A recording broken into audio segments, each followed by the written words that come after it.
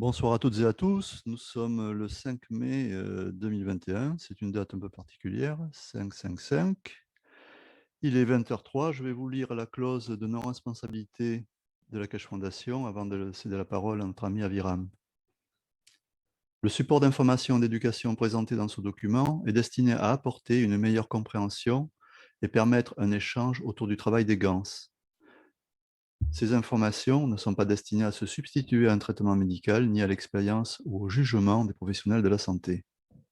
Pour les patients et les particuliers, ces informations ne doivent pas se substituer aux conseils ou recommandations des professionnels de la santé, thérapeutes ou autres praticiens. Pour les soins médicaux ou les préoccupations, y compris les décisions relatives aux médicaments et autres traitements, les lecteurs, spectateurs, auditeurs doivent toujours consulter leur médecin ou, dans les cas graves, demander l'aide immédiate des services d'urgence. Les informations portant sur les prescriptions, les procédures et l'utilisation des dispositifs médicaux doivent être fournies uniquement par du personnel médical qualifié et agréé. Nous déclinons formellement toute responsabilité directe ou indirecte, y compris les responsabilités liées à la commercialisation ou à une utilisation spécifique. Cette information est fournie telle qu'elle et est considérée comme correcte au moment de sa publication. Mais il appartient au visiteur d'évaluer l'exactitude de toute information trouvée dans cette présentation. Chaque cas traité est le résultat de sa propre expérience appliquée par lui-même pour lui-même et s'applique à son propre cas seulement. Toute personne connaissant des problèmes de santé doit consulter un médecin et suivre le traitement prescrit par le médecin. Les processus d'équilibrage du plasma décrits ici sont un processus naturel qui soutient le corps, mais ils ne se substituent pas aux conseils médicaux ou aux thérapies auxquelles on est déjà soumis. Voilà les amis, je vais passer la parole à notre ami Aviram pour une belle soirée à nouveau. Merci, Joël. Avec plaisir.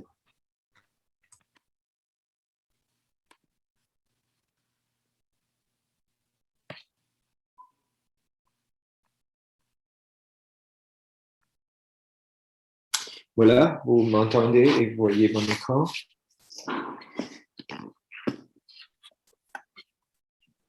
Oui, oui, oui. Très bien. Très bien. Donc, aujourd'hui, c'est la multiplication des Knowledge Seeker Workshop numéro 378 du 29, c'est pas le 29 mai, on est devant notre temps, c'était en avril. Donc, cette fois-ci, Monsieur Kesh, il a révélé en passant, c'était comme lu entre les lignes, que les nouveaux pain pens peuvent aussi aider à récupérer ou à nous rappeler de notre vie éternelle. Comment ça se fait? Je vais essayer d'expliquer ça dans ce qui suit. D'ailleurs, sur la photo, vous voyez les nouveaux pain pens, ils ont l'air comme les pain pens avant, mais à l'intérieur, ils sont très différents selon M. Kesh et il ne tient pas à divulguer exactement la façon comment ils sont faits pour le moment. Dans les bonnes nouvelles, j'aimerais d'abord vous diriger votre attention que le prochain Knowledge Seeker Workshop, le numéro 379, c'est jeudi prochain, c'est-à-dire demain. Le 6 mai, il va avoir, pas comme normalement à 9 h le matin, mais à 7 h le soir, temps central européen, CET. Donc, si vous voulez écouter le live show, c'est pas demain matin, mais demain soir à 7 h. Ensuite, notre ami Joël va présenter la numéro 7 de ses enseignements pour des débutants de la science du plasma. Et cette session va s'occuper de l'état plasmique dynamique.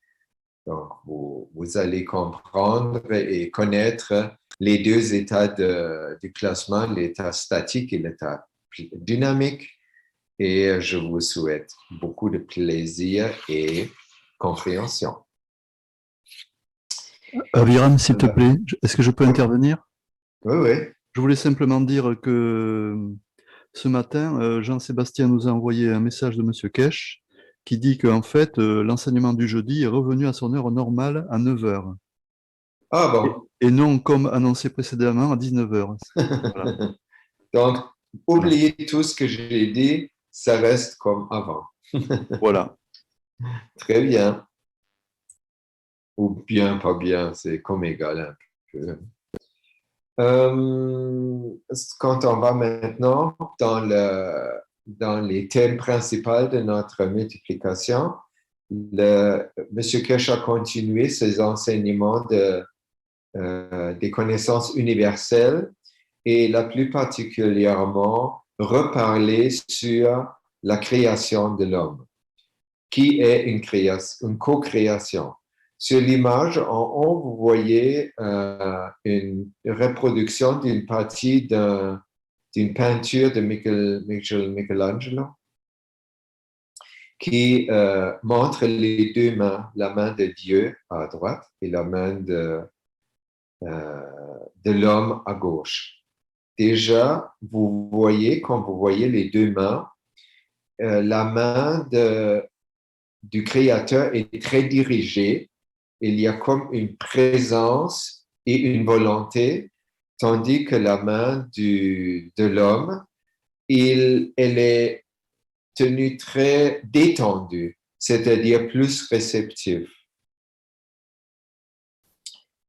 Ensuite, dans cette configuration, les deux mains, c'est les deux index qui sont plus en interaction ou qui se touchent presque. Et je vous ai mis la comparaison entre la coupe de la terre et les 5 doigts de notre main. Donc là, vous voyez que le pouce représente le Créateur, le index, la création, et le troisième, le doigt du milieu, notre nous-mêmes.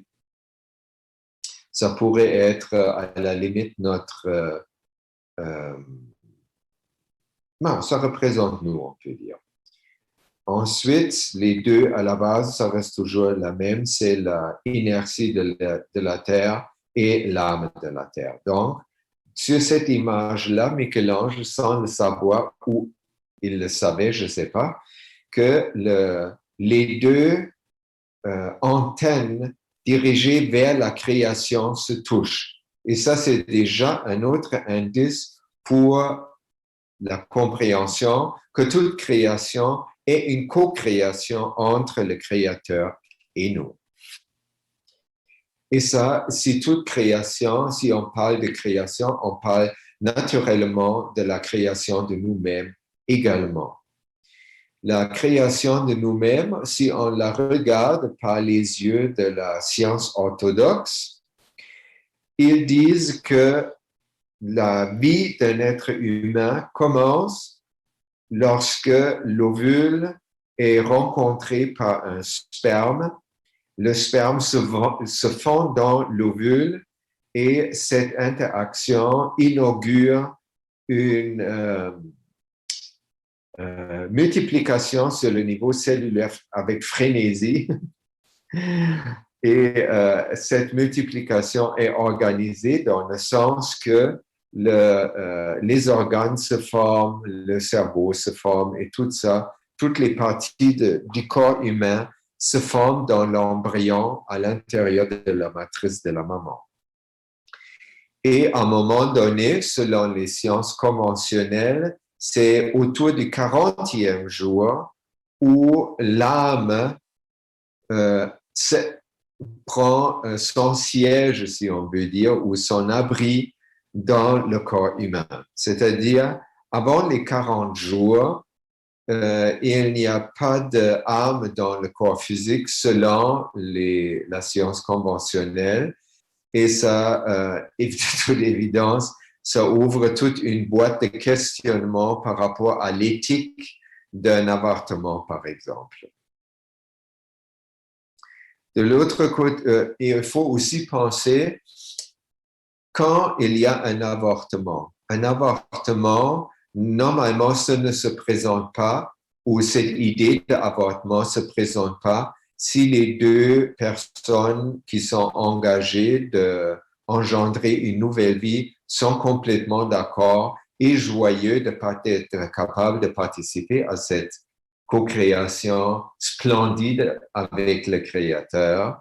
Non, ça se présente plutôt seulement si les gens qui ont fait en juste une affaire de baise et il n'y a pas de soin ou de pensée beaucoup sur le futur, qu'est-ce qu'on va créer un nouveau être, non, on fait l'amour par besoin physique ou psychologique et on ne veut pas avoir les conséquences et en même temps, on ne s'est pas occupé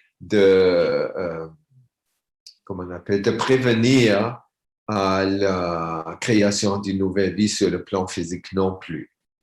Donc, c'est vraiment une situation qui est déjà en soi déplorable et très inconsciente, très, je dirais, ça se passe plutôt sur la partie non structurée de la conscience.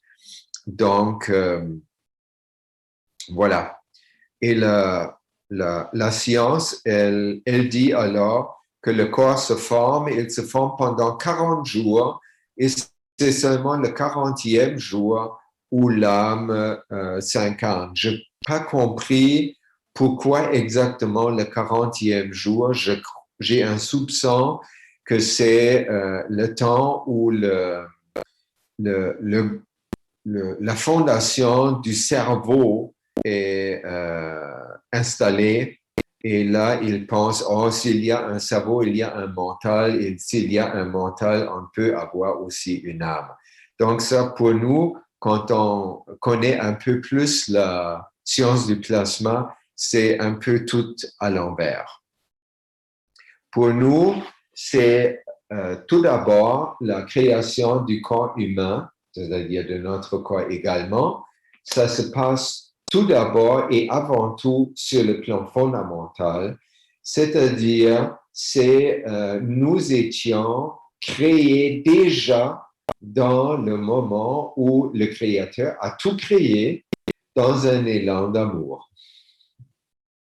Tout, nous étions déjà créés en termes de potentiel. Après, cet potentiel s'est réalisé parce que l'attention de nos deux parents se sont rencontrés, ont fait une attention et cette une attention faisait alors une interaction entre les âmes de nos parents, l'âme du Créateur qui a créé notre âme dans l'environnement terrestre. Ensuite, notre âme pouvait se créer un corps comme interface pour interagir sur ce niveau-là. Donc, on voit un peu le A, ça explique la façon conventionnelle et le B nous amène dans l'explication de la science du plasma. Là, M. Kesh est allé un peu plus profond dans la matière fondamentale en disant que toutes les âmes et l'âme, elle vit sur le plan fondamental. Elle n'a pas aucune composante matérielle pour commencer, mais elle a quand même une pulsation. Et cette pulsation, M. Kesh ne l'appelle pas pulsation, mais il l'appelle battement de cœur. Nous savons que le battement de cœur est notre signe de vie le plus essentiel. Quand on trouve quelqu'un inconscient par terre, on va tâter son pouls pour savoir s'il y a encore un battement de cœur, c'est-à-dire on veut vérifier si la vie est encore présente dans ce corps-là. Le battement de cœur, le mot battement de cœur s'applique sur le plan, non seulement sur le plan matériel, le battement de notre cœur physique, mais aussi sur le plan énergétique, le battement du cœur sur le plan de la transition c'est-à-dire les effets dans notre aura ou dans notre rayonnement énergétique qui est aussi induit par le battement de cœur original qui se trouve sur le plan et ou le niveau fondamental. Donc, chaque plasma, chaque âme a un battement de cœur, une pulsation. Monsieur Kesh explique ça un peu avec les différents courants qu'on peut avoir. Sur le plan matériel, on connaît deux sortes de courants. Un courant direct qui s'appelle DC. C'est un certain voltage et avec un certain ampérage qui reste comme ça.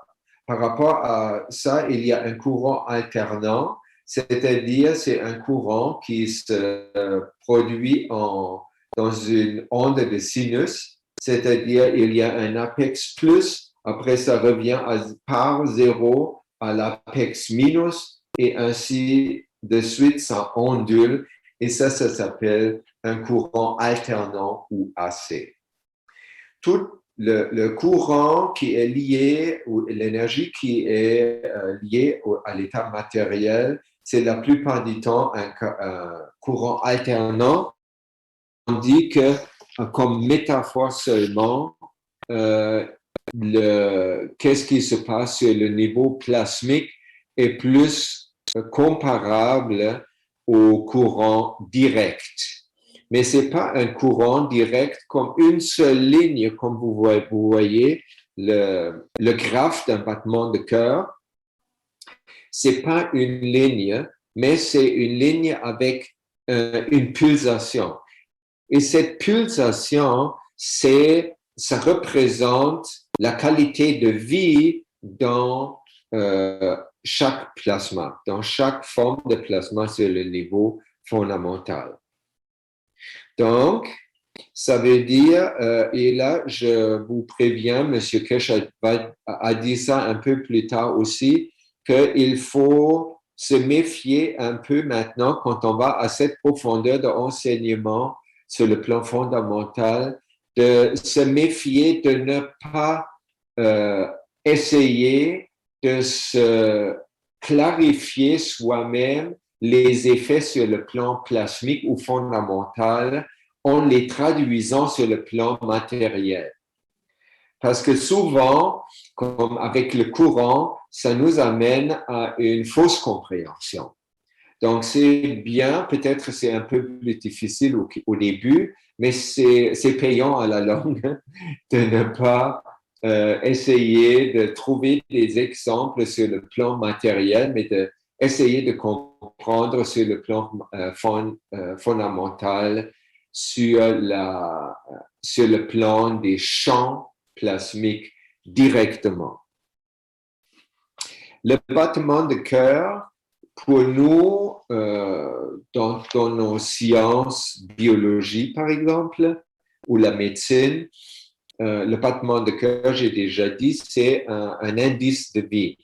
Et il y a beaucoup de différents battements. Par exemple, notre cœur a un battement et quand on est en amour, on ressent que le battement de notre cœur a pris plus d'expansion. Nous sentons ce battement différemment. Et ça, je voulais exprimer un peu avec l'image à la gauche. À droite, vous avez le battement du cœur de notre planète, un indice qu'il n'y a pas de vie sur la Terre, mais la Terre est vivante. C'est une grande différence que l'écologie profonde fait, par exemple. Et le battement du cœur de la planète Terre, c'est la fréquence qu'on appelle la fréquence de Schumann, qui est actuellement, elle est variable. Actuellement, elle est 7,76 Hertz, je crois, donc presque 8 battements par seconde. Donc, ça veut dire cette image, c'est une image d'une école qui propage comment le battement de cœur de la planète Terre se fait. Eux, ils disent ça se fait parce que il y a des décharges électriques, des éclairs entre la Terre et la ionosphère. Et ces décharges, ils se promènent autour de la Terre dans cette sphère qui est dessinée autour de la Terre. Elle est reflétée et renvoyée et ça fait le battement de cœur. Je ne suis pas tout à fait sûr que c'est une bonne explication. Mon sentiment ou mon intuition me dit plutôt que ça, pour moi, ça a l'air plus à l'opposé, c'est-à-dire que c'est le battement du cœur plasmique de la Terre, c'est-à-dire l'âme de la Terre qui est la source de la vivacité de la Terre, qui va se produire après avec les cycles de décharge électrique comme les orages qui traversent la Terre et s'intègre aussi dans le système climatique qui englobe la Terre. Ensuite, alors on peut comprendre que c'est notre âme qui a une certaine pulsation, c'est la vivacité de notre âme. Il ne peut pas avoir une âme sans pulsation, parce que l'âme est la vie. Après, nous avons appris que le corps se fait en interaction entre l'âme de notre âme et notre âme de la forme physique. Notre âme de la forme physique, elle n'est pas égale ou pas toujours égale à à notre âme, c'est-à-dire les deux battements de cœur des deux sont différents. Et ça, c'est selon M. Kesh, la condition pourquoi il peut y avoir une interaction entre deux entités plasmiques seulement si les deux battements sont différents. Donc, dans le cas de notre âme et l'âme de la forme physique, c'est le cas. Alors, elle va créer son correspondant sur le plan matériel, qui est le cœur, avec le battement de cœur que nous connaissons. Ensuite, le cœur n'est pas un organe isolé. Le cœur est lié à tout un réseau de conduits pour canaliser et faire circuler le sang, le système sanguin. Ensuite est créé le cerveau et le cerveau qui est entouré d'un réseau, d'une partie d'un réseau de circulation sanguine qui, selon M. Kesh, est cette circulation sanguine cérébrale et constitue la cage dans laquelle se trouve l'âme. Cage, ça peut être un peu péjoratif, c'est pas nécessairement une cage. Ça devient une cage si notre libre arbitre veut ça. Mais généralement, c'est plutôt, moi j'aime plus le mot interface parce que c'est plus neutre. Ça veut dire que le corps physique donne un abri à l'âme et donne aussi les moyens techniques, si on veut, d'interagir dans le monde 3D par l'âme et pour l'âme. Donc, dans le schéma tout à droite, cet développement nous donne la situation que l'âme est au centre du cerveau, qui est au centre d'un circuit sanguin et un crâne, qui est au centre d'un corps. Ça, c'est la situation dans laquelle la science de plasma décrit l'homme par rapport à sa genèse. Là, si on regarde la pulsation sur le plan physique, comme notre cœur, et notre cœur a deux phases. Une phase qu'on appelle systole et l'autre phase qu'on appelle diastole. Dans la systole, je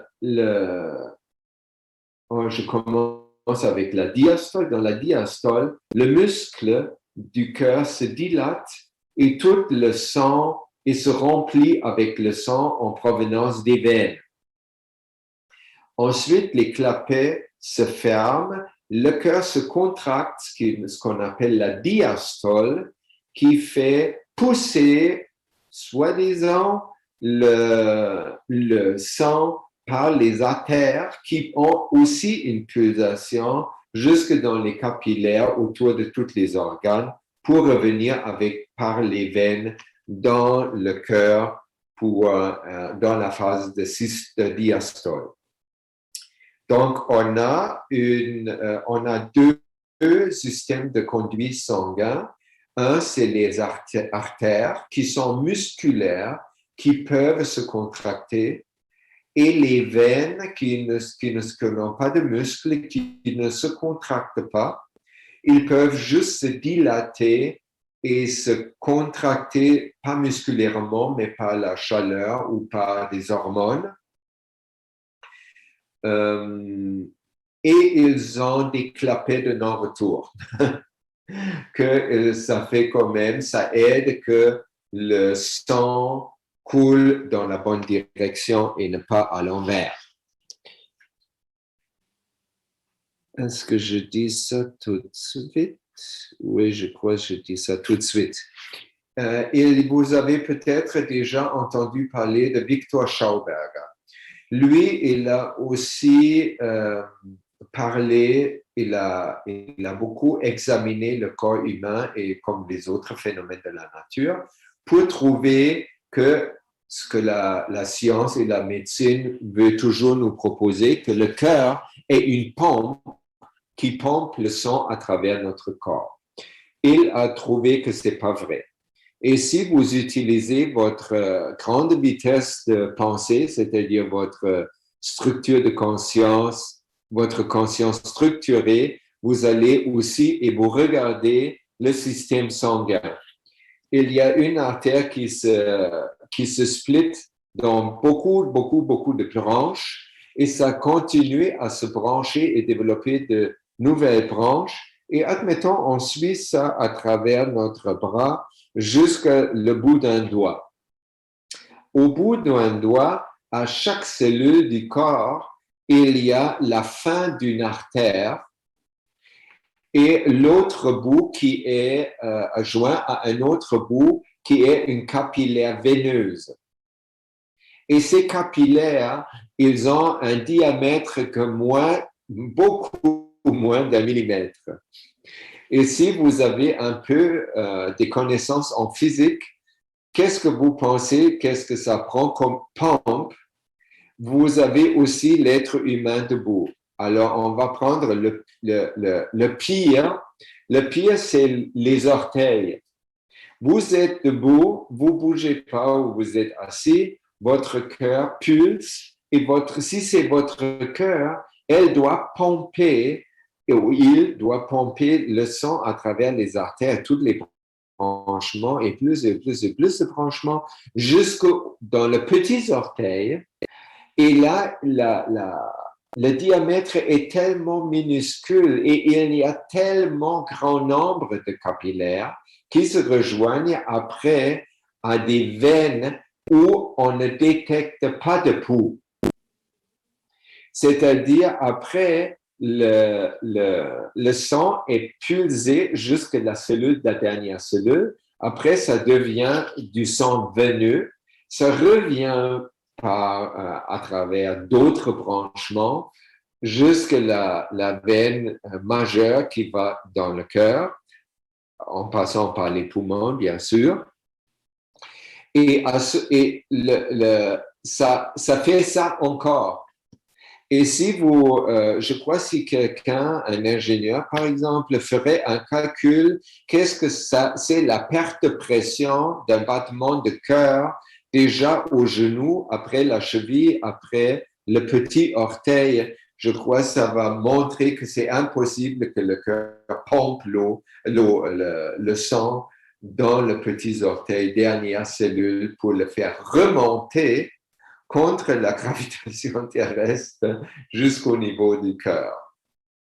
Donc, M. Schauberger, il a pensé la même chose et il a dit non, il a après regardé comment le sang coule et il a trouvé ça coule exactement de la même façon que les ruisseaux dans la nature naturelle ou quand vous êtes au bord de la mer, vous voyez la mer, une vague qui vient sur la rive, sur la plage et elle recule. Et là, vous allez voir des centaines de petits ruissellements. Et quand vous regardez un de ces ruissellements, vous allez voir que ça méandre. Quand ça méandre, ça fait comme un serpent. Ça coule comme un serpent. Si on prend ça en 3D, ça fait un vortex. Et c'est ça ce que Victor Schauberger a trouvé, que les artères, par comment ils ont fait à l'intérieur, ils sont ovales, par rond. Et ça, cette forme particulière de la coupe d'une artère, plus comment ils sont positionnés à travers le corps, ça engendre la formation d'un vortex. Donc, pour un vortex fonctionne, ça prend une pulsation initiale. C'est ça le battement du cœur. Et après, ça engendre une succion à l'intérieur des artères et des veines que le sang peut sans faille et sans grand problème retourner, même contre la gravitation, au cœur pour faire une autre ronde. Donc, ça veut dire le cœur n'est pas une pompe qui pousse le sang. Le cœur, c'est plutôt un instrument qui donne un certain rythme au sang. Et si j'ai bien compris ce que M. Kesh a dit jeudi passé, c'est que tous ces battements-là sont caractéristiques, c'est-à-dire chaque plasma ou chaque âme a son battement de cœur caractéristique qui n'est pas égal. Comme ça, vous savez aussi que chaque être humain a un EKG, c'est-à-dire un électrocardiogramme très, très différent, non seulement très différent par rapport aux autres êtres humains, mais aussi très différent à quel moment, parce que le battement du cœur est très lié à notre état émotionnel ou nos sentiments. Et ça veut dire que le battement du cœur sur le plan matériel, qui est le résultat du battement du cœur sur le plan fondamental de notre plasma ou notre âme, dépend de l'interaction entre l'âme et l'âme de la forme physique. Et là, on comprend encore un peu plus comment c'est génial que notre corps est recréé 100 milliards de fois par seconde. Parce que 100 milliards de fois par seconde, il y a cette interaction entre la pulsation de notre âme et de notre forme physique qui nous garde en vie et qui provoque sur le plan matériel le battement de notre cœur physique. Donc, ça veut dire, si notre battement de cœur sur le plan physique est arrêté, c'est la mort. Oui, c'est la séparation du corps de l'âme. Mais ça ne veut pas dire, la cause n'est pas parce que la pompe ne pompe plus. La cause est que la pulsation qui incite le cœur matériel à nous donner un rythme n'est plus là. Donc, on est arrivé à expliquer le phénomène de la vie et de la mort sur un plan plus profond que la science conventionnelle, c'est-à-dire c'est un ajout à la science.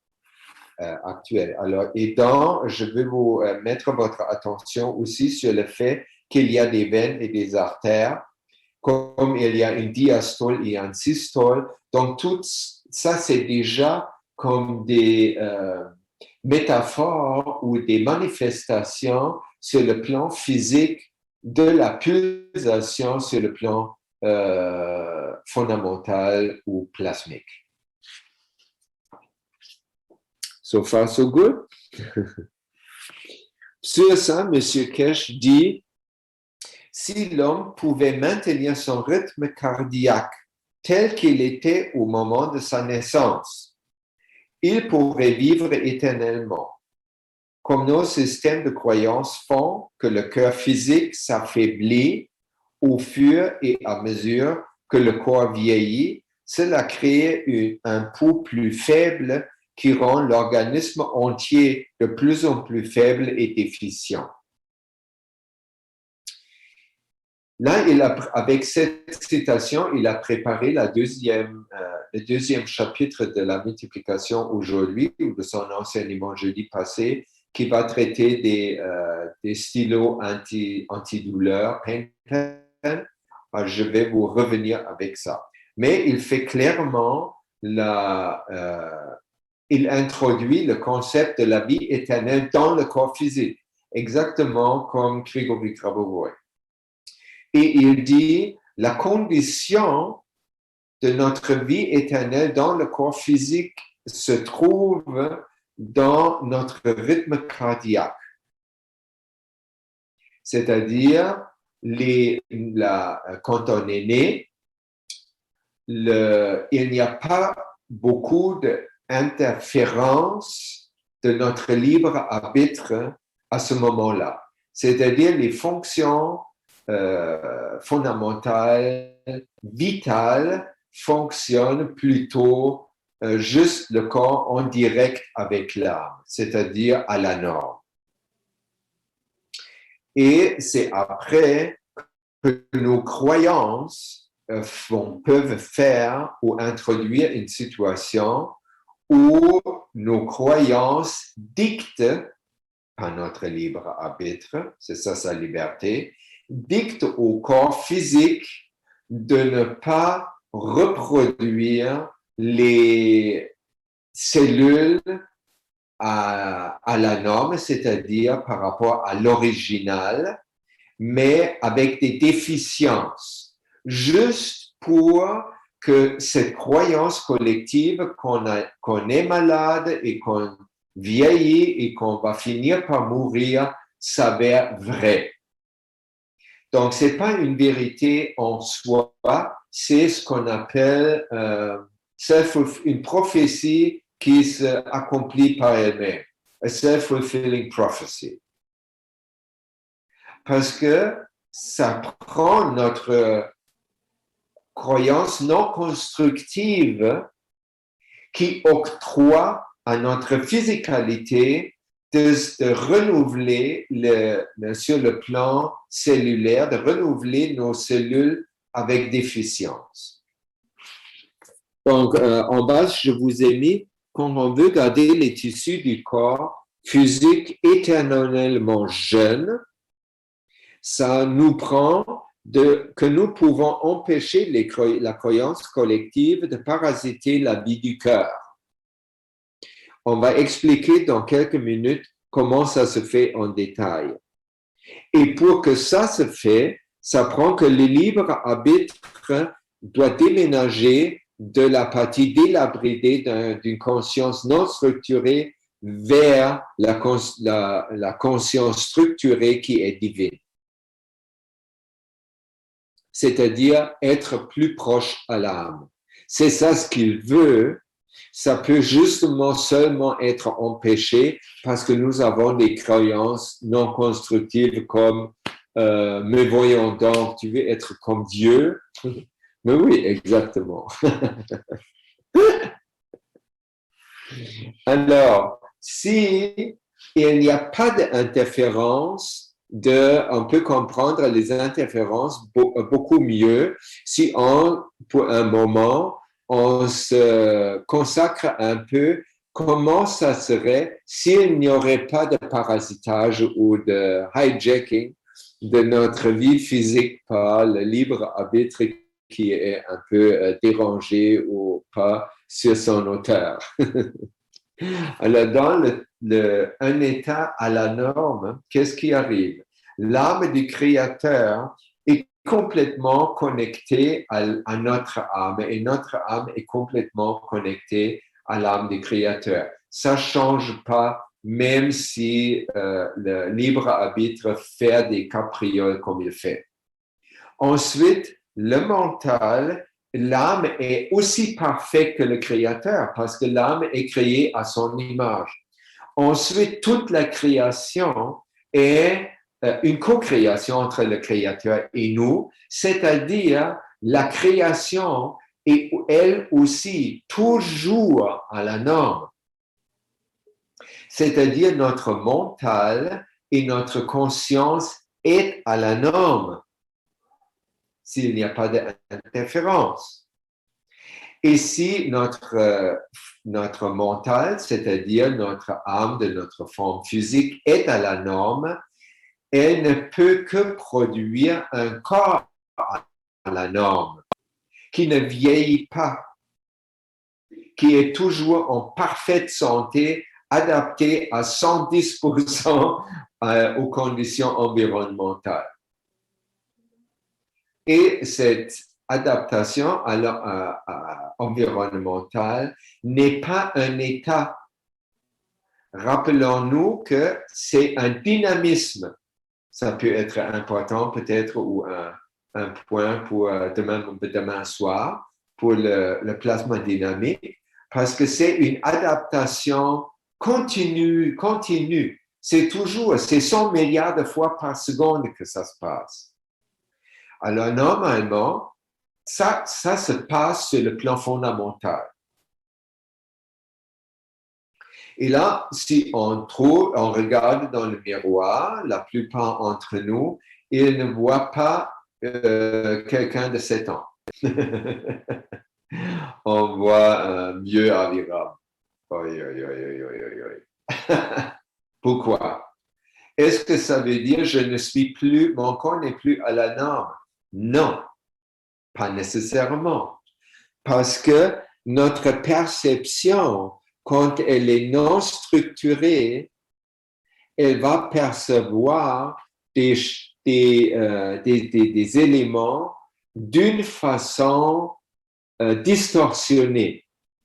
C'est-à-dire, quand on est aussi longtemps que notre conscience n'est pas tout à fait structurée, on va avoir des perceptions qui ne sont pas à la norme. Mais ça veut dire c'est notre perception qui n'est pas à la norme. Ça ne veut pas nécessairement dire que la chose est à la norme. Vous vous rappelez la dernière fois, je vous ai donné une citation de Grégory qui disait « Le monde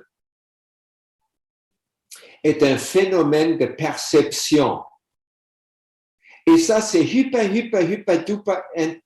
important. Parce que le moment qu'on croit que le monde existe en soi, on n'a aucun pouvoir sur rien. Notre pouvoir réside entièrement dans cette situation de Grégory. Parce que si tout le monde est un phénomène de perception ou un système de perception, ça veut dire je peux changer ma perception et ça va changer l'image que je vois dans le miroir le matin. D'accord? Et il faut avoir patience. Je vais finir ma multiplication aujourd'hui je vais reprendre ce petit mot patience. Si je regarde maintenant le développement d'un être humain sur le plan physique, psychologique, sur le plan matériel dans notre monde, sans entrave, alors l'idéal, la situation à la norme, un bébé grandit magnifiquement dans la matrice de sa maman, la maman, le papa et tous les autres êtres et tout l'univers jubilent et n'arrêtent pas à envoyer leur bienvenue à cet enfant-là.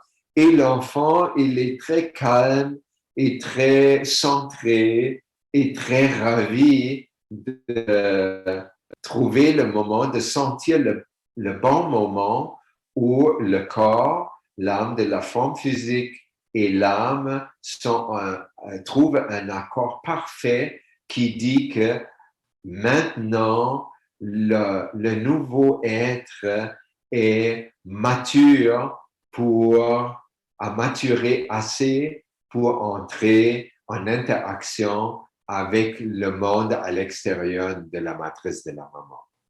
À ce moment, ça va faire et l'enfant va être sur le ventre de sa maman. Peut-être l'embryon n'a même pas grandi dans la matrice ou il a grandi dans la matrice un peu on and off, mais finalement, il était plus... il peut aussi s'incarner comme d'un moment à l'autre de rien, comme un bébé tout complet, parce que nous savons que notre corps se recrée 100 milliards de fois par seconde. On ne peut même pas regarder aussi rapidement pour voir, maintenant il est là, avant il n'est pas là. Ce moment de le cerner, pour nous, pour le moment, c'est, je vais parler pas pour nous, je vais parler pour Aviram. Pour Aviram, c'est impossible, il ne peut pas. Ensuite, cet être parfait, il est tout le bonheur de ses parents. Et ses parents, c'est tout le bonheur du bébé avec tous les autres éléments de l'univers terrestre et au-delà. Après, il va grandir et il va peut-être aller dans une école et cette école va être complètement différente parce que cette école n'est plus basée sur une hiérarchie ou le pouvoir ou l'obéissance ou l'argent. Non, cette école est basée sur l'amour et cette reconnaissance de tout le personnel, si on veut, que cette école est là pour aider à chaque bébé ou chaque enfant individuellement qu'il peut déballer ses dons pour être capable de donner ses dons à tout le monde.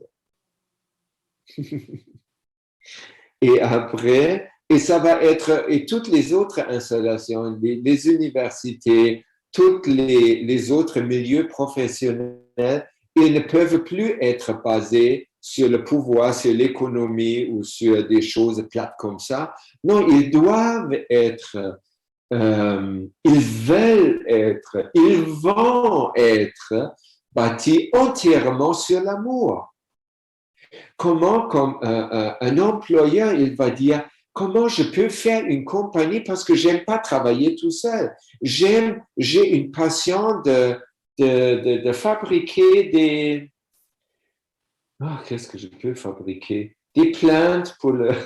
non, des planchers en liège. Mais je veux pas travailler tout seul. J'aime le contact avec d'autres. Et là, qu'est-ce que je peux faire pour créer un environnement de collaboration où mes compagnons ou compagnonnes peuvent trouver beaucoup de plaisir de collaborer avec moi pour créer des magnifiques planchers en liège. Et à tout moment, cet enfant-là qui grandit comme ça, à travers des institutions comme ça, il ne va jamais perdre la primauté de son âme. Donc, ça va être toujours son âme qui va décider. Donc, ça va être toujours que son libre arbitre, il va avoir son libre arbitre, mais son libre arbitre va habiter dans cette maison magnifique de conscience structuré et il va même pas avoir idée qu'il y a des bidonvilles où on peut aussi habiter. Il n'y a plus de bidonvilles.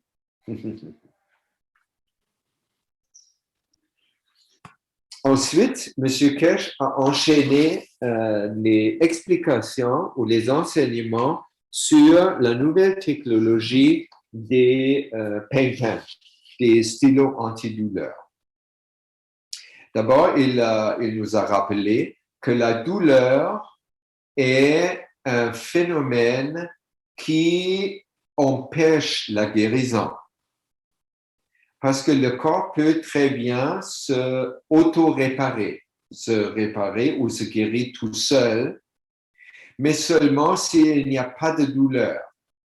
Vous vous rappelez, il y a quelques semaines, ou moi je ne me rappelle jamais du temps, on avait l'exemple avec la cheville fouillée, refouillée ou fouillée, whatever. La cheville est presque cassée. Alors, on marche ou on court et on fait un mauvais pas, on trébuche et voilà, on tombe et là, on a 3 secondes pour penser « Ah, ma cheville est complètement en santé et j'ai de toute façon une santé inébranlable et tout va bien, tout est à la norme, je me sens très, très, très bien. » Si on fait ça dans les 3 secondes, il n'y a pas de torsion de la cheville. Si on tombe et on n'arrive pas à faire le trick avec les 3 secondes, on va dire « Ouch! Ah, shit! Ah, je me suis fouillé la cheville. Oh, ça fait mal. Oh, ça gonfle. » Trop tard. Et quand le temps que ça fasse mal, pendant ce temps-là, le corps ne peut pas se auto-guérir. Pour ça, c'est ça le sens des nouveaux stylos antidouleurs.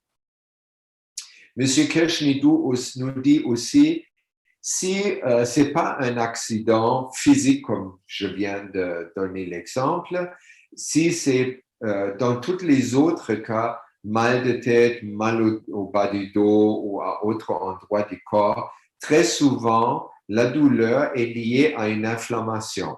Donc, ça prend que le stylo antidouleur ne traite pas seulement la douleur, parce que si l'inflammation n'est pas traitée, la douleur va revenir, c'est clair. Si par contre on traite l'inflammation et on ne traite pas la douleur, la guérison des cellules peuvent engendrer un genre de sentiments comme des douleurs secondaires de guérison qui sont là et peuvent être mal interprétées juste comme douleur. Donc ça, c'est important que c'est l'importance de enlever la douleur le plus vite possible, encore mieux, prévenir à la douleur avec cet exercice de 3 secondes. Et je l'ai fait dernièrement, d'ailleurs, avec j'ai travaillé avec une flex, une meule, avec une roue de fibre de verre pour couper du métal. Et j'ai glissé et je me suis coupé dans l'index de la main gauche. Et je voyais le trou.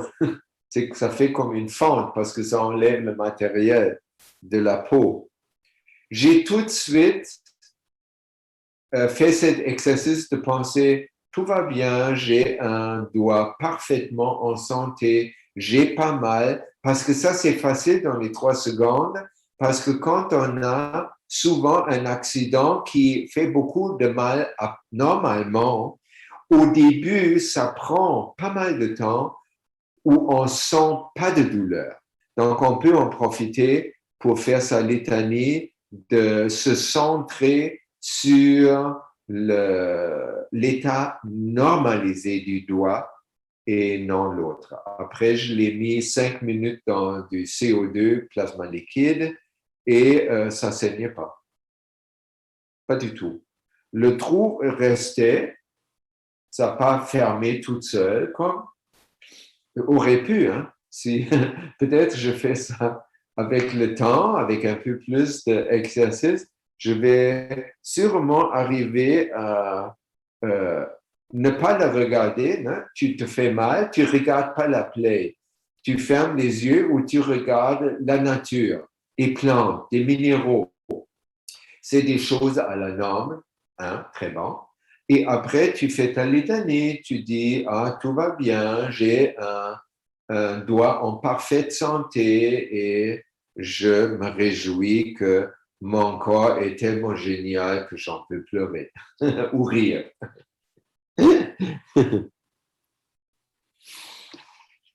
Après, M. Kirsch nous a expliqué comment ça fonctionne généralement les pain-pains.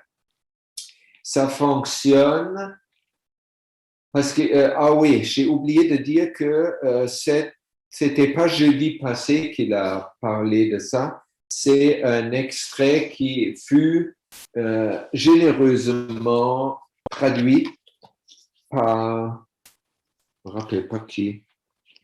Et j'ai trouvé ça par Facebook, quelqu'un m'a envoyé ça. C'était du Knowledge Seeker Workshop brésilien où M.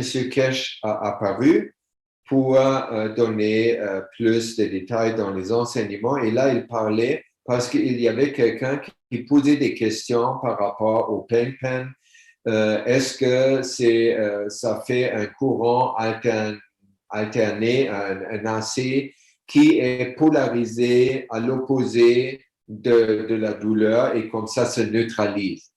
Il a dit non, il n'y a pas sur le plan plasmique où travaille le pain-pain, il n'y a pas de courant alternatif, juste le courant plasmique qui a une pulsation. Donc, à ce moment-là, on peut comprendre que le pain-pain, il fonctionne selon la première loi plasmodynamique qui est que le plasma le plus fort nourrit le plasma le plus faible. Qu'est-ce que ça veut dire pour le pain-pain? Le pain-pain, comme vous voyez sur l'image au milieu, c'est un fil de cuivre torsadé nanoplaqué.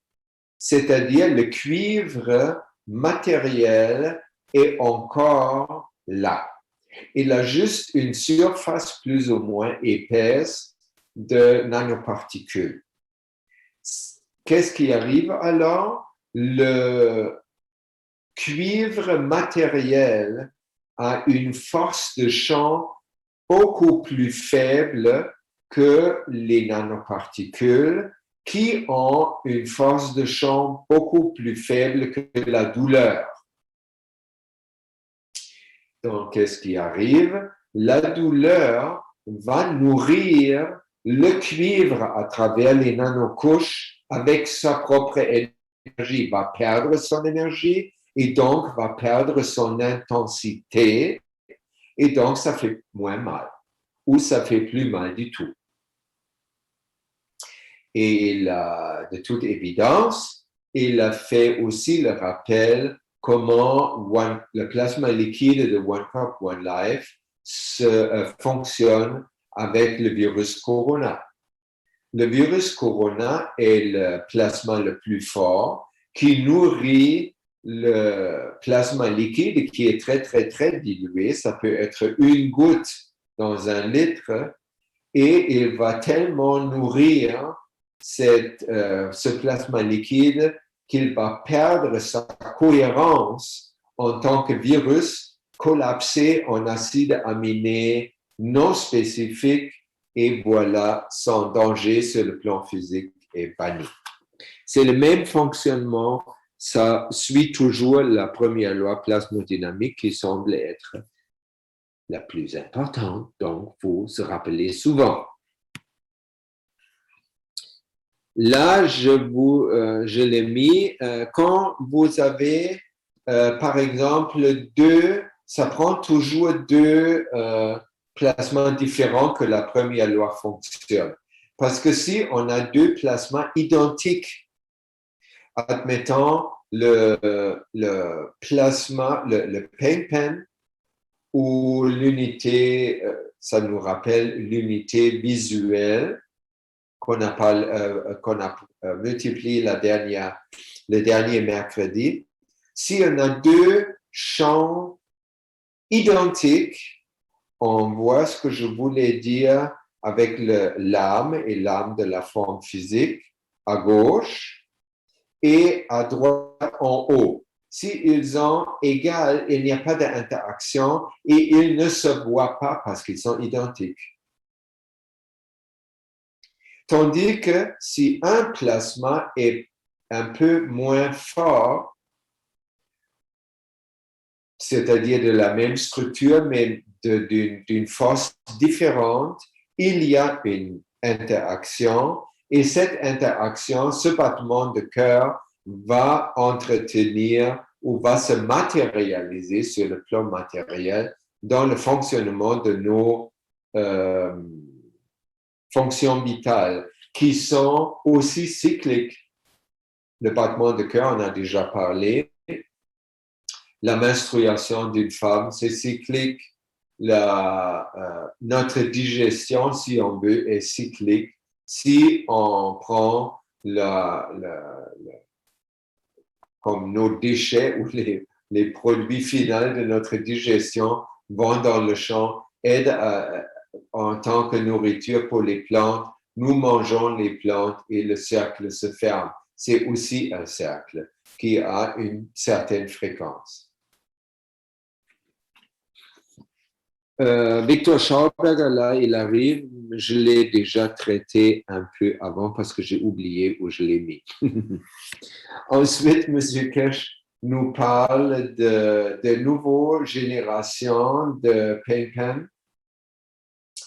Il dit que chaque type de pain-pen qui quitte les manufactures de la Fondation Kesh vont être différents. Donc, on va avoir très beaucoup de pain-pen différents.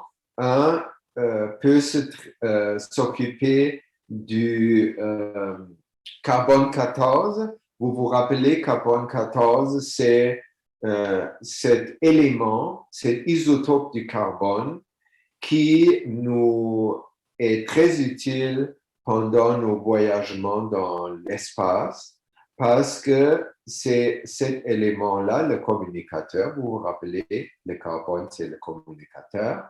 Carbone 14 nous rend capable de non seulement de non seulement recevoir, mais aussi assimiler les énergies universelles directement.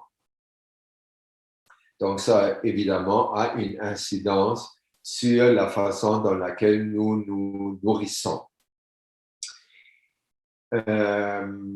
Il dit que de fabriquer du carbone 14, c'est-à-dire graphène, avec le cuivre nanoplaqué, c'est très difficile et ça marche plus pas que ça marche.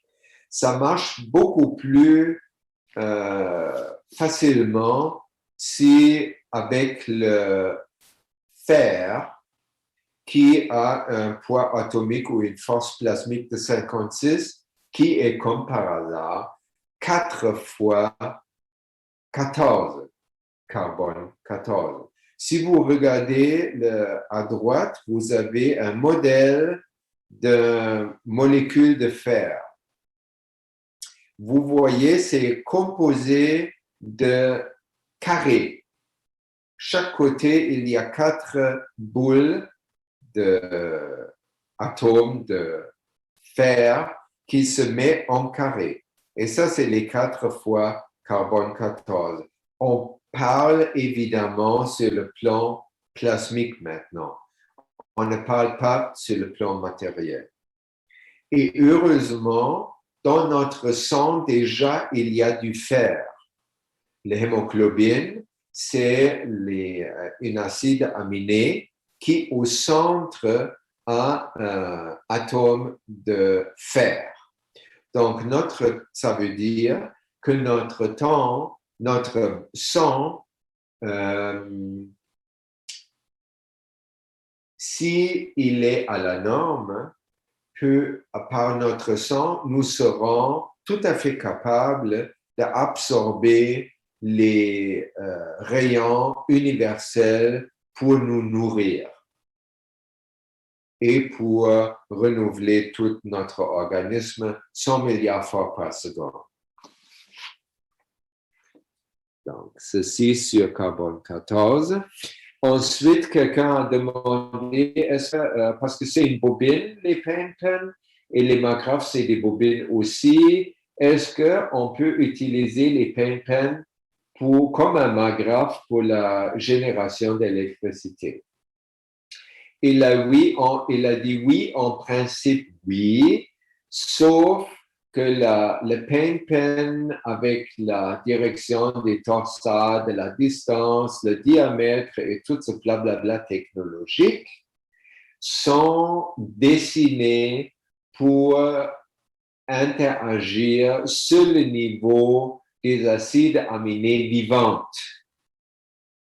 Donc, ils sont guidés parce que c'est du cuivre et blablabla. Donc, c'est guidé sur les organismes de notre corps vivant et ils ne sont par conséquent pas dirigés vers une exploitation d'énergie qui prendrait peut-être, je ne sais pas, aluminium, titane, whatever, autre chose. Donc, oui, on peut faire des PenPen qui peuvent générer de l'électricité physique sur le plan matériel, mais ça prend de trouver la façon de les fabriquer qui fait le lien au monde de courant électrique. À la fin de ce discours-là, M. Kesh a parlé de la régénération cellulaire. On a déjà un peu mentionné ça au départ. On a dit que la vieillesse se montre parce que nous croyons de vieillir. Et par cette croyance, nous donnons l'ordre à notre forme physique de faire la reproduction cellulaire avec défaut et ça fait qu'on vieillit. Comment ça se fait en détail? Voici. Chaque cellule a au début, chaque cellule est à la norme. C'est ça ce que M. Kesh faisait référence quand il disait que si on peut garder notre battement de cœur, c'est-à-dire les cellules de notre cœur, avec la vitalité qu'ils avaient au moment de notre naissance, nous ne vieillirons pas. Point. Alors, comment ça se fait? Il a dit quelque chose que ça me faisait sourire. Il disait, c'est l'environnement des cellules qui garde la mémoire. Alors, une cellule du cœur est dans l'environnement cardiaque et cet environnement cardiaque, c'est l'instance de mémoire. Et cette mémoire est rafraîchie 100 milliards fois par seconde. C'est-à-dire, si parce que je crois, je vieillis et il y a des rides et mon cœur va être moins fort, je produis une cellule qui est plus faible que celle avant. Donc, la reproduction cellulaire avec cette cellule spécifique ça donne une cellule moins forte. Et elle va remplacer les données dans la mémoire de son environnement. Et après, j'ai plus besoin de m'en occuper pour envoyer encore plus de croyances que je vais vieillir et etc. C'est même pas nécessaire parce que l'environnement va maintenant se référer à cette cellule-là qui est déjà plus faible et elle ne va plus reproduire la cellule forte.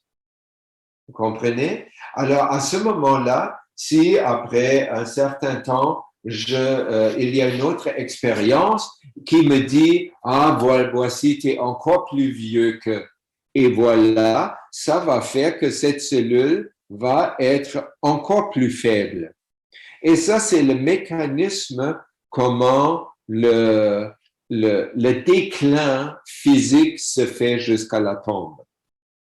Mais c'est absolument crucial de comprendre que ça prend totalement l'implication de notre croyance non structurée.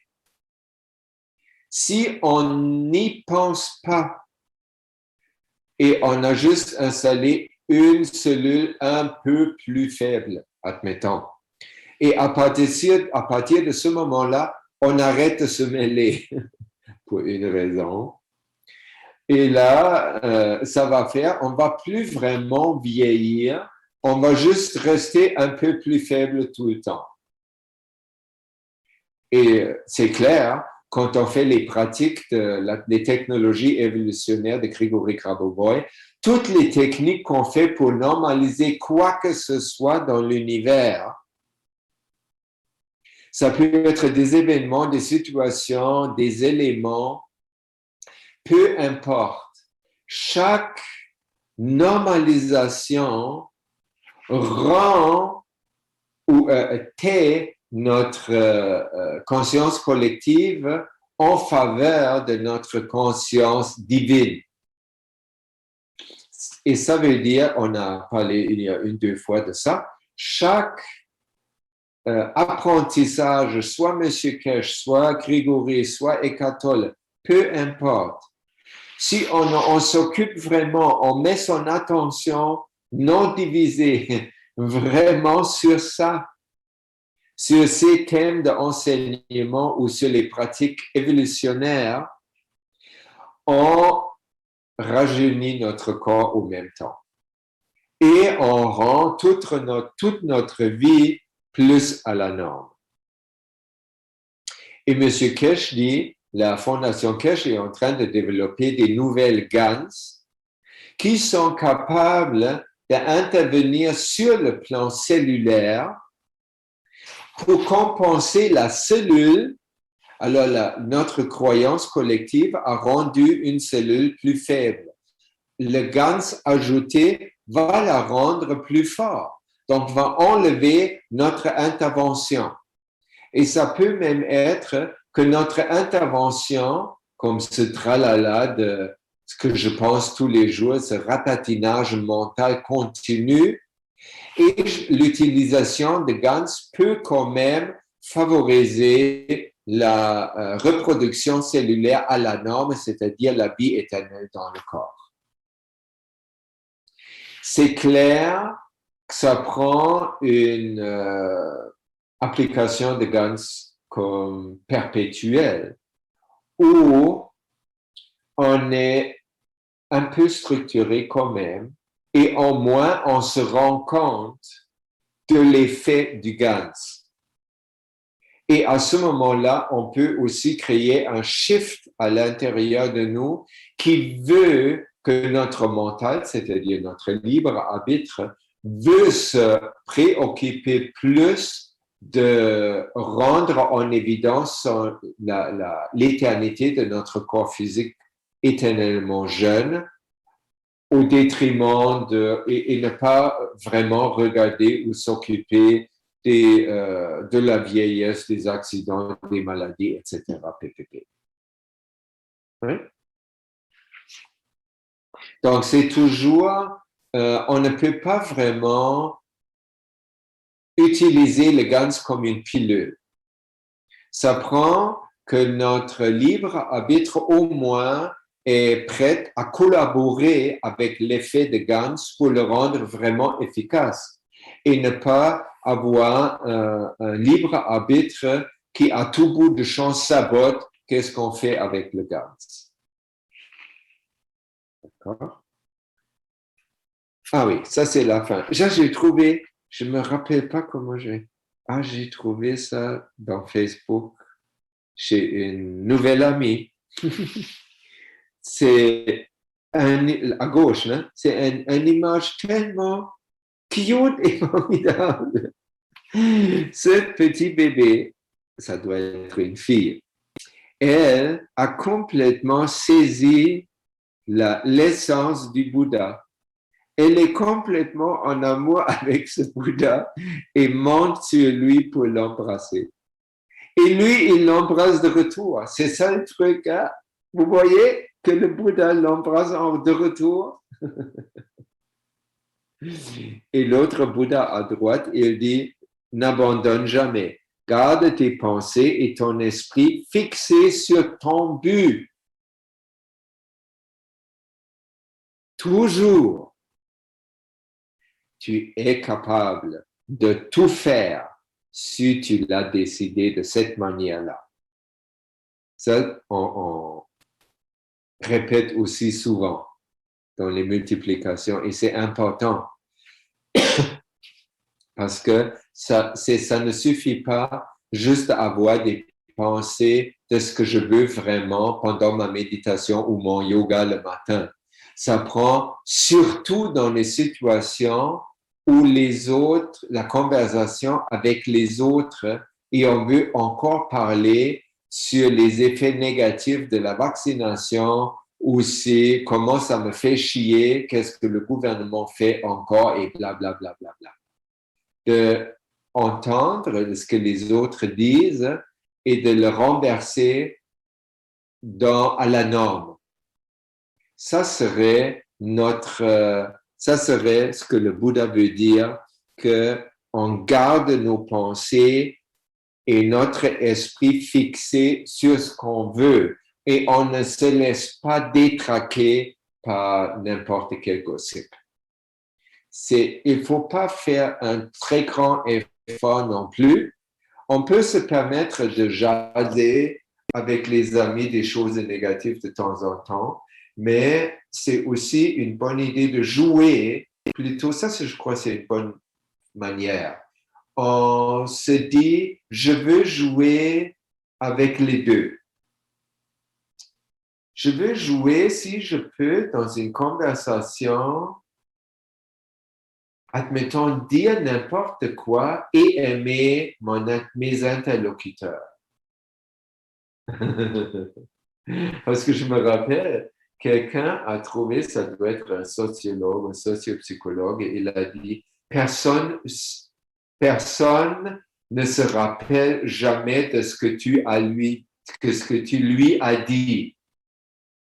Tout le monde se rappelle comment il s'est senti dans ta présence. Donc, ça peut être un vachement bon exercice de regarder l'interlocuteur avec des yeux complètement amoureux et parler du confinement et des vaccins et toutes les choses comme ça. Ça serait comme le bébé avec le Bouddha. Voilà, mes amis, je vous laisse avec cette magnifique image ou la mémoire de cette image avec le bébé et le Bouddha. Je vous dis un grand merci pour tout l'amour et l'attention que vous avez envoyé vers moi pour que cette multiplication se passe bien. Et il ne faut pas oublier non plus que vous avez une partie intégrale à la multiplication parce que je parle pas tout seul, première des choses.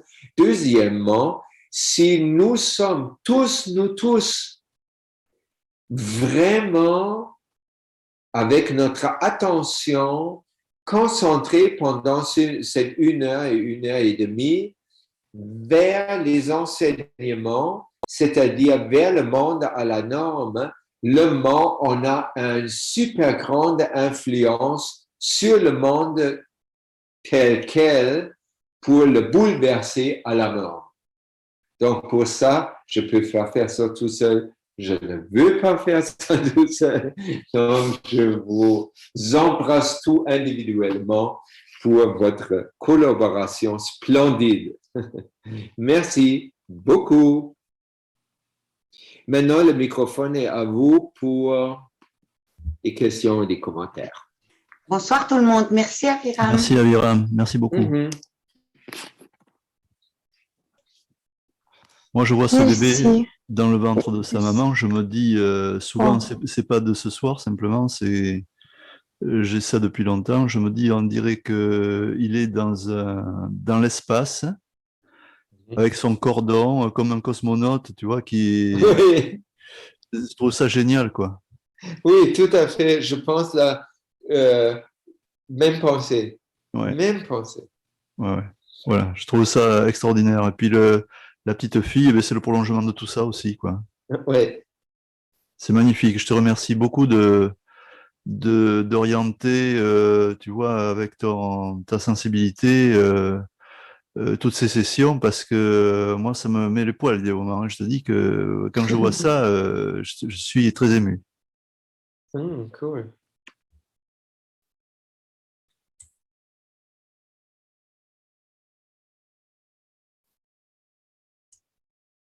Est-ce que vous avez des remarques ou des suggestions ou des témoignages qu'on puisse partager maintenant?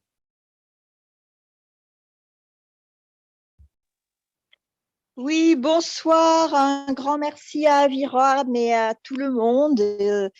C'était super d'écouter tout ça. Et alors, j'aimerais faire un commentaire qui va peut-être se transformer en question. Mais c'est quelque chose qui m'interpelle par rapport à cette première loi du plasma dynamique, donc que le plus fort va vers le plus faible. Et quand on prend l'exemple du pen-pen avec la douleur, donc ce que Aviram expliquait, c'est que la douleur est plus forte, donc il va venir nourrir le pen-pen qui est plus faible. Et moi, je me dis, mais alors attends, parce que dans le pen-pen, on travaille quand même avec un nanocotage qui est quand même qui est quand même super conducteur, qui est super, quoi. Donc pour moi, dans ma tête, super, ça veut dire fort. Alors, et puis bon, mais j'entends que c'est pas comme ça que ça marche. Mais il y a quelque chose dans ma compréhension qui ça s'emboîte pas, quoi. Donc, est-ce que quelqu'un peut m'expliquer? Est-ce que quelqu'un comprend ce que je dis et m'expliquer? Il me manque un morceau du puzzle. Oui, je crois que je comprends. Je crois que je comprends. Frania, oui? Oui. Oui, je crois que je comprends. Si tu n'as pas besoin d'associer super avec fort. Oui, c'est ça. Super, comme le petit bébé sur le genou de Bouddha, le bébé n'est pas plus fort, elle est plus petite et tout. Mais elle est super. Ou l'autre côté, dans la présentation, je montre la première loi avec un papa qui nourrit son bébé. C'est pas le papa, c'est pas le plus fort qui force la nourriture sur le bébé. Il réagit au bébé parce que le bébé a pris l'initiative. Il a dit, papa, faim. Et là, le papa a démarré tout un kit pour être capable de nourrir son bébé. Donc, si tu regardes fort par rapport à qui décide, à ce moment-là, c'est le plus faible qui est le plus fort. Donc, les mots, c'est interchangeable. Les mots, c'est comme le principe qu'il faut comprendre. Oui. C'est quand on dit le plus fort nourrit toujours le plus faible et c'est une loi. Ça ne veut pas dire qu'il y a des plus forts qui résisteraient ça, sauf chez les humains. Mais c'est comme les plus forts sont comme quelqu'un qui multiplie des connaissances. Il est super content s'il y a quelqu'un qui veut recevoir les connaissances. Un enseignant sans élève, il ne peut même pas être. Donc là, on peut dire c'est qui le plus fort? L'enseignant ou l'enseignant est juste le plus fort par rapport à la quantité de connaissances, admettons. Mais il n'est pas plus fort par rapport au rayon gravitationnel avec lequel celui qui veut vraiment apprendre et qui crée une forme de succion qui tire les connaissances de l'enseignant. Ah oui.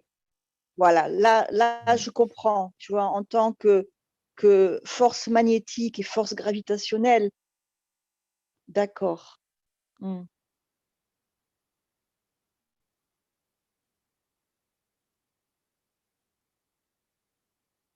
C'est pas facile d'expliquer avec des mots, hein, les lois de la science du plasma, parce que c'est tellement, voilà, ça se passe à un niveau tellement subtil et il y a tellement de choses qui se passent quoi dans ces énergies qui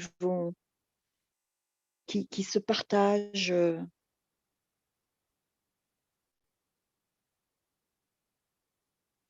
Parce qu'on pourrait dire que le pen-pen, c'est quand même, puisqu'il il guérit, il est plus fort que la douleur. On peut dire ça aussi. Non? Je pense que tu as raison d'une certaine manière, mais au-delà de ça, je pense qu'Aviram a raison d'expliquer comme il le fait, d'autant qu'il y a toujours une direction de flux, vous pensez à ça? Oui. Oui, on peut aussi, le pen-pen peut pas être plus fort que la douleur parce qu'il n'écrase pas la douleur. Alors, s'il est plus fort, il va nourrir la douleur et la douleur va augmenter de force et ça va être plus douloureux. Admettons un pen-pen qui est mal fait. Si jamais ça existe, je ne sais pas. C'est pas mieux parler de puissance, de force. Et c'est ça. Et pour ça, M. Kesh a dit aussi dans les séances sur le One Cup, One Life, il faut vraiment faire la dilution du plasma liquide One Cup, One Life par rapport au coronavirus vraiment faible, qu'on peut le siphonner, sinon on ne siphonne pas.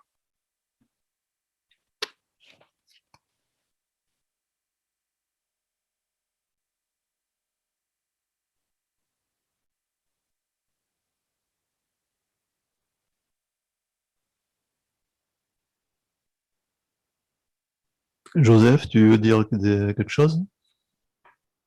Je vois que tu as ouvert ton micro.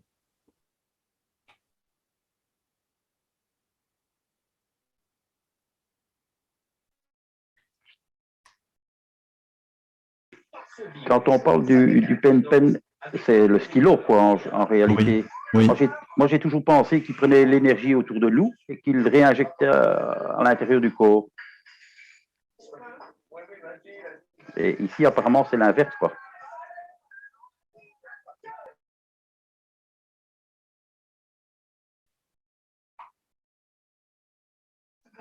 Qu'est-ce que tu en penses, Aviram?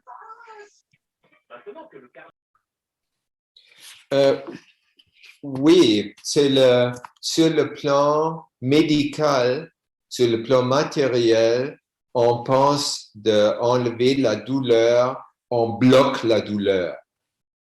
Hein? On dit ça pain blocker. Ça existe même le mot.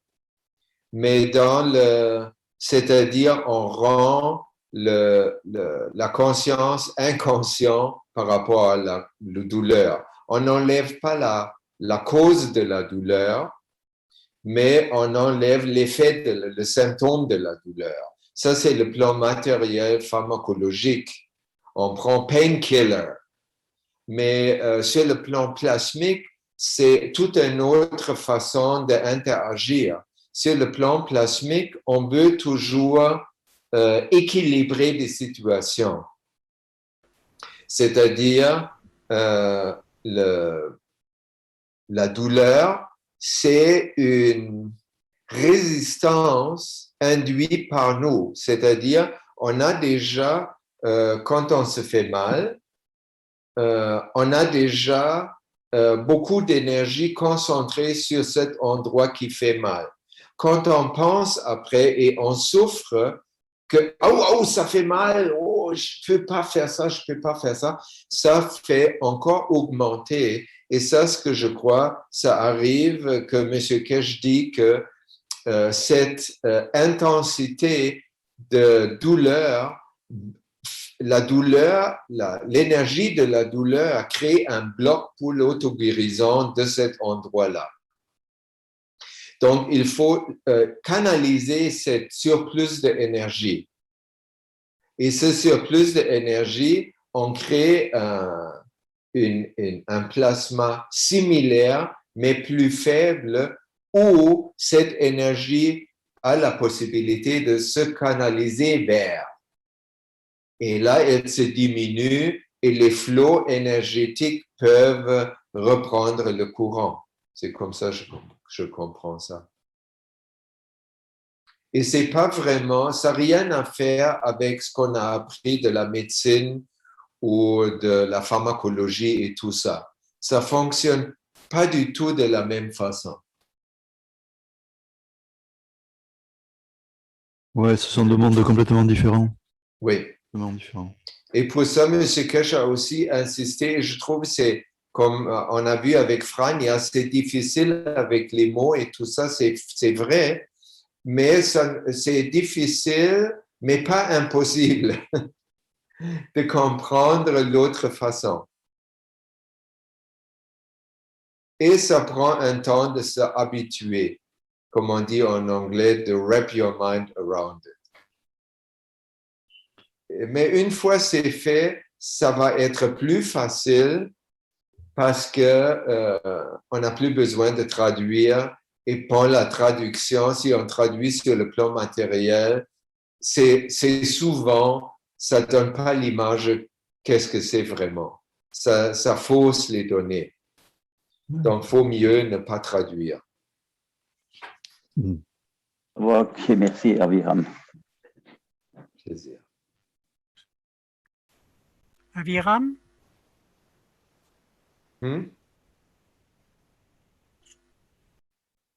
Oui, Jean-Marc, on t'écoute. Oui, voilà, je voulais d'abord remercier Aviram pour cet exposé. Je suis resté scotché à l'écouter et je n'ai pas vu le temps passer parce que c'est quelque chose que j'avais déjà perçu lorsque j'ai utilisé des patchs, lorsque j'ai eu des problèmes cardiaques. Et je me suis bien rendu compte que finalement, les patchs m'isolaient, alors je ne sais pas par quel moyen, mais m'isolaient de la conscience collective. Alors, je ne sais pas comment exactement m'expliquer, mais j'ai très bien ressenti cela. Hein.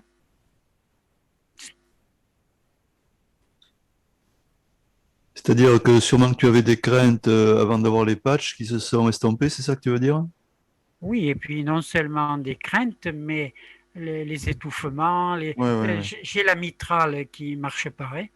Eh bien, avec un patch que j'ai en ce moment, là, que j'ai remis en ce moment, eh bien, je l'oublie.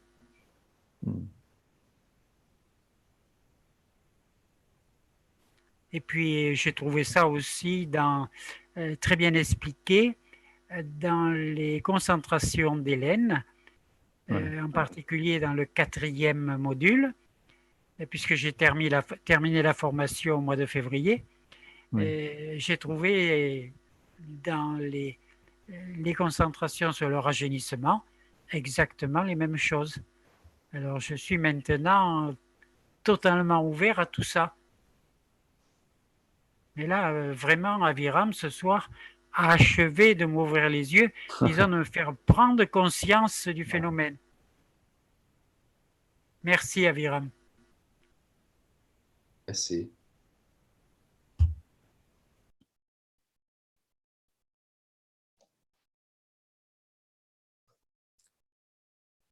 Bien, est-ce que vous avez d'autres questions, d'autres remarques? Je vois que Ram a ouvert son micro. Oui, Joël, merci de me passer la parole. Je voulais juste compléter l'exposé de notre ami Aviram, exposé très clair et très pédagogique, par 2 remarques. J'ai trouvé que M. Kesh était en pleine forme et qui est en train de relancer les conférences. La prochaine est programmée à Bucarest au mois de juillet, et il y en a d'autres aussi qui sont dans le programme. Et ce qui était intéressant aussi dans l'exposé de M. Kesh, c'est qu'il nous a montré l'intérieur de l'unité Enhancement Unit.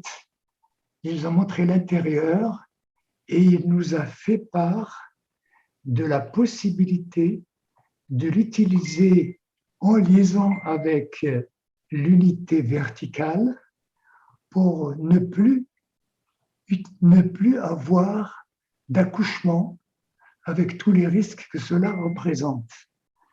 C'est vraiment un exposé impressionnant où il met donc à l'intérieur de l'unité la femme enceinte et il arrive à transférer l'âme de l'enfant à l'extérieur de sorte qu'il n'y a plus les complications liées à la naissance. Donc ça, c'est encore quelque chose qui est absolument révolutionnaire. Alors moi, sans hésiter, j'ai posé la question dans le chat pour savoir à quel endroit on peut accéder à ce genre d'appareils. Est-ce que les appareils sont actuellement disponibles en Europe? Il m'a été répondu que non, pas encore, malheureusement. Même l'exposition qui est en Autriche est fermée. De Linz, oui. Voilà, je voulais apporter ce petit complément. Merci beaucoup, Ram, c'est très intéressant. Il faut suivre ça de près, hein, parce que ce serait encore une révolution. Hein.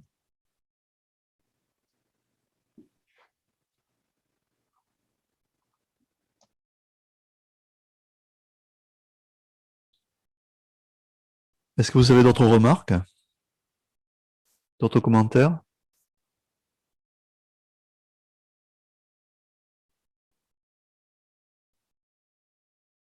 Mais écoutez, je remercie encore Aviram et on va clore cette session magnifique.